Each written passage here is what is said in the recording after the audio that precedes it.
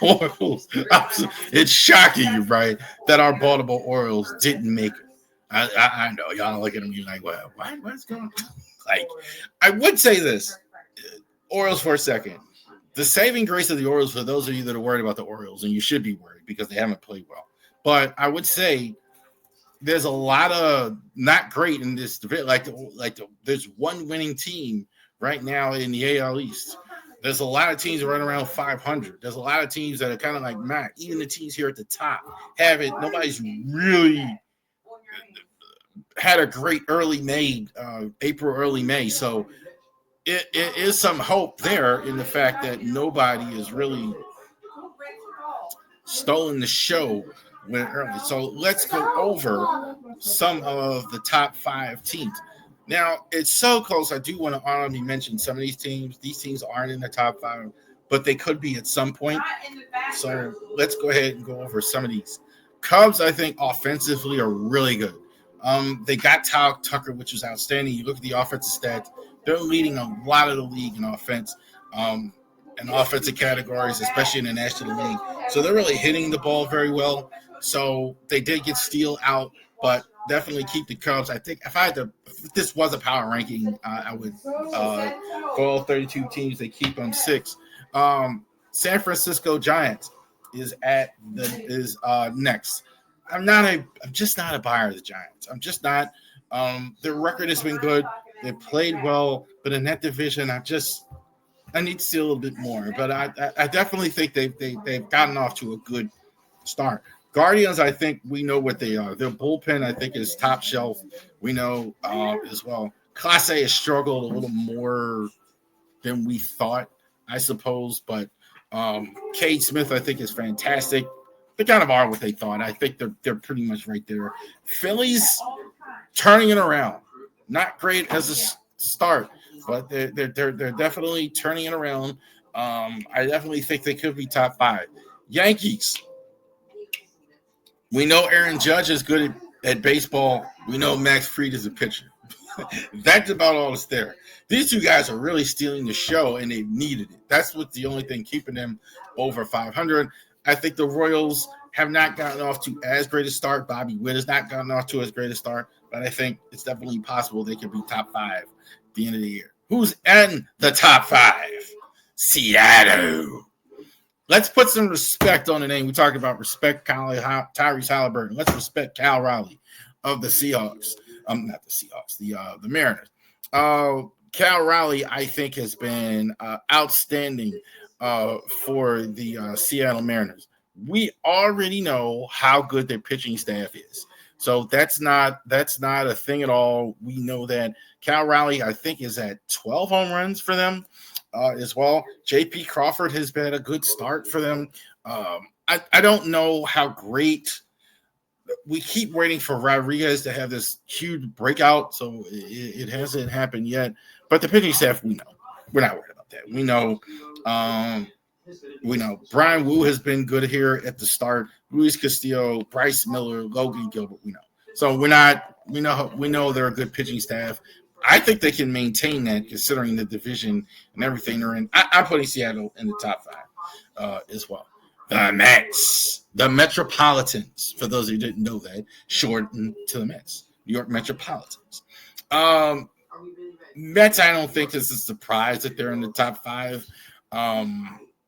They've been booing Soto, but that's just kind of Met fans. Mets, Yankees, Phillies. What do you do? I mean, they just like if it doesn't happen right away. I think they kind of got on them, but the Mets have been good. I don't think there's any question about it. Top 5. Their record is really one of the best in the MLB. 24 and 14.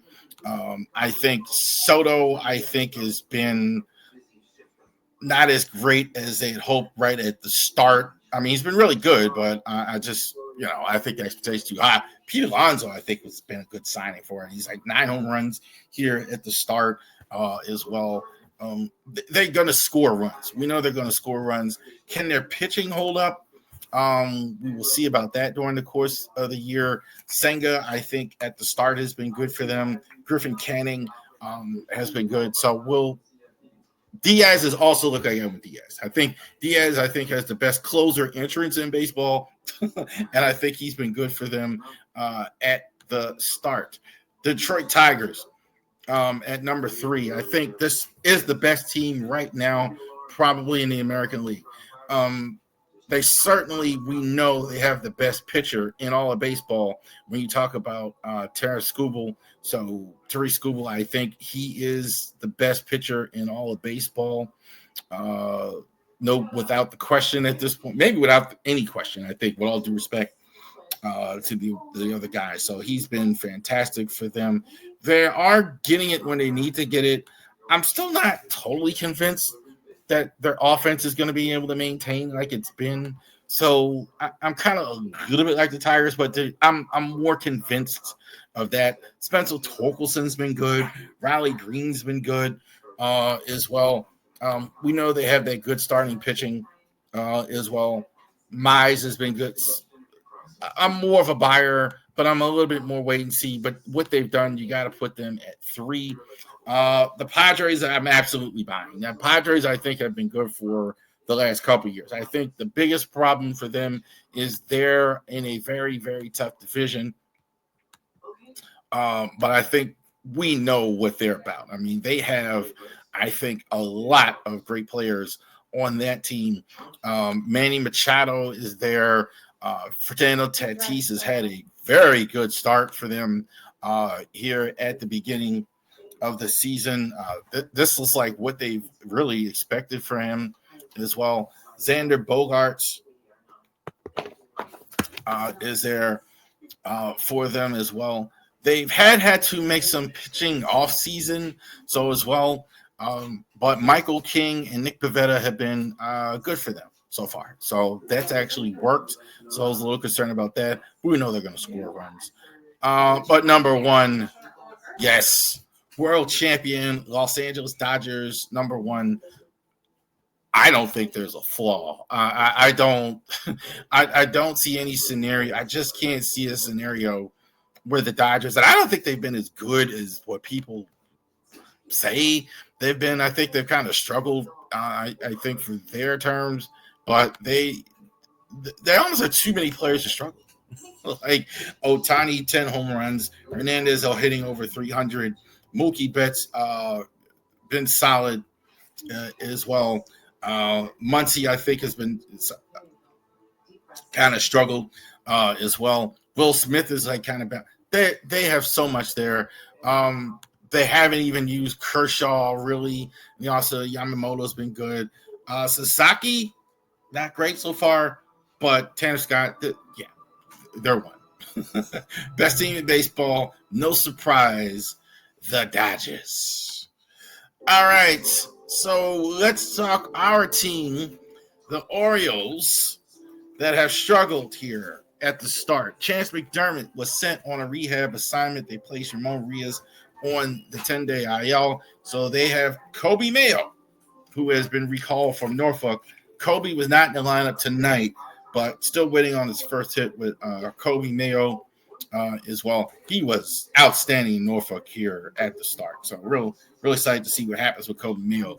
Chance McDermott, again, placed on a 15-day IL from Monday, sent Zach Eflin and Andrew Kittredge to Aberdeen for a rehab assignment.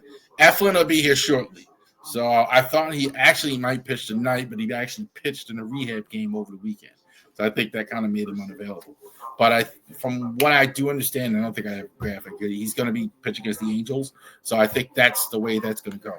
Tyler O'Neill is on a rehab assignment in Norfolk. So getting some of the cavalry back. Had a lot of injuries. I didn't even have it on as much here, as many injuries. So they're getting some of the cavalry back. This is not breaking news. Orioles struggling on offense. 26th in the MLB in batting average. 23rd in runs scored. 28 in total hits. 27th in stolen bases. Not going to work. You don't have pitching, so you need more runs, and you're not getting them.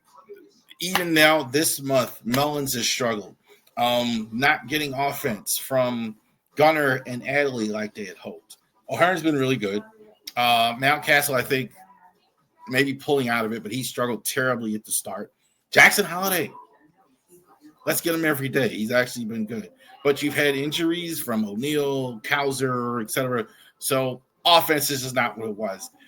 I'm a little more bullish on the offense getting better because of all the injuries. A lot of these guys that are missing are offensive guys. So I think that is why I'm a little more bullish on the offense as well. Pitching issues as well. 29th in total ERA. Starting pitching in the major, lack of pitching in the major leagues is showing. No pitching is starting.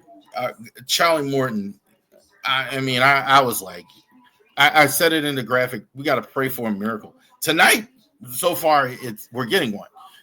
They're not winning at present, but they didn't explode him like early. He wasn't great, but at least they got looks like 4 innings as well. But that's not going to work. You can't win games consistently when you have this bad of a pitching staff, especially your starting pitching as well. It's not going to work. So speaking of that, I know we just talked about it a little bit. Zach Eflin should return from the injury list in the series. They didn't say exactly when he's going to pitch. Not exactly going to pitch, but we will see there. Ethan Anderson and Michael Ferret were the Orioles minor league pitcher and player and pitcher of the month. So Michael Ferret, especially, keep your eye on him. I think, like we talked about the lack of pitching, I don't think you'll see him at all this year, but I really am a believer. The roll of the dice with the pitching hasn't worked. Scroll up a little bit. The Nationals, so many years. Nationals were a really good team when they were having success, when they were in the playoffs, went to the World Series, won the World Series. They made sure they spent money on their rotation. They let other guys go. They kept Zimmerman all those years, but they let other guys go. But they kept the rotation intact. Okay, the Orioles really aren't doing that. So I'd really like to see them. Okay, we're going to spend money here. You got all these outfield prospects. You have all these offensive prospects, but you don't have any pitching, and it's really showing now. Of all things, a couple more. Used veteran pitcher Charlie Morton out of the bullpen last night. His first shot was shorter than I hope. Seemed like that's going to be the continued plan for Morton. This is the same graphic I used a couple weeks because it's also true again here. Morton's all over the place. He was starting, then he wasn't starting, etc. Interesting to see exactly what happens with Charlie Morton here. Who is hot here?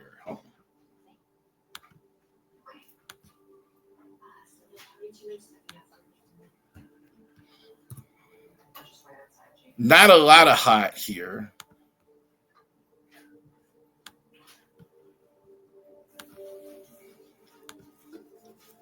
But you got to say Jackson Holliday and Mountcastle, good start in the last 7 days at least. They've been really, really good. Charlie Morton, you could plan him here permanently as well. Hasn't done anything for you here all season. I guess he was better tonight. 4 innings and 3 runs, I guess. But Sir Anthony Dominguez has kind of been low key. He's been struggling, but he hasn't been good in the last week here. And Cedric Mullins, after the good start, you could put him on that list as well. The other one I had on the hot, believe it or not, and I'm just going to type it in here real quick, was Gunnar Henderson. Gunnar Henderson, I thought, has been showing signs here lately of actually